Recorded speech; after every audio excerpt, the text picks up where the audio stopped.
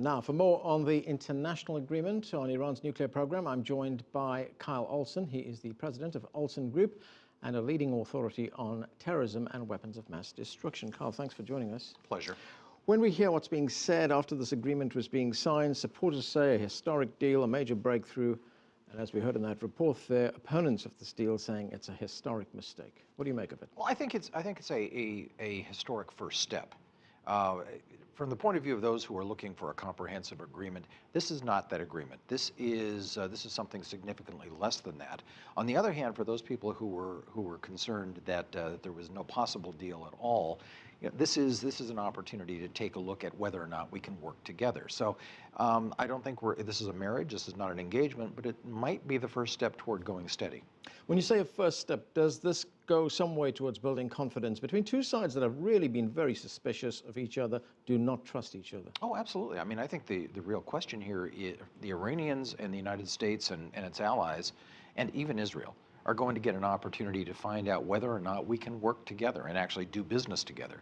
The verification provisions of this agreement are significant. You're going to have inspectors from IAEA. You're going to have input from the P5+1 through the IAEA into almost daily access to these facilities. And they're going to be able to with a very high degree of confidence, measure whether or not the Iranians are meeting their obligations. Right, so these are very intrusive inspections.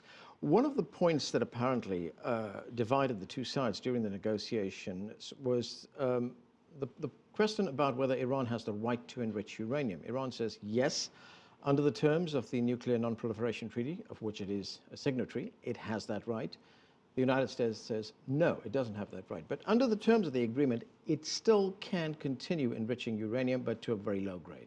There was always a sense that there might be some fudging around this particular question. The Iranian contention that they have a sovereign right to enrich uranium is not embedded in the Non-Proliferation Treaty. On the other hand, there's no ban on enriching uranium in the NPT So either. the treaty itself is not very clear. It doesn't speak to it. It doesn't speak to it. So there's no inalienable right, but there's, on the other hand, no strong basis for saying you can't do that. All of the focus from the United Nations, all the focus from the P5+1 has not been just on enrichment. It's been what you were going to do with the uranium you enriched to that weapons grade.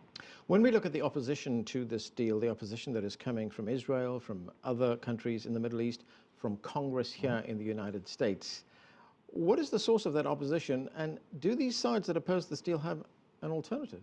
Well, I think that the opposition is really rather principled. Their position is that you cannot trust the Iranians to honor their commitments, that this deal does not go far enough, and that at the end of the day, there is still the possibility that Iran could go nuclear. All of those things may very well be, to some degree or another truthful, but you've got 6 months now to see whether or not they can work together, whether or not deals can be honored.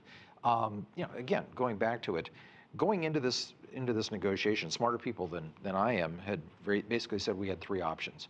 We could either allow Iran to go nuclear, we could go to war with Iran over their nuclear capabilities, or we could negotiate some sort of an arrangement. And I think that's where we're trying to see whether or not we can go that path. Okay, sir, we're going to have to leave it there. Thanks for joining us. My pleasure.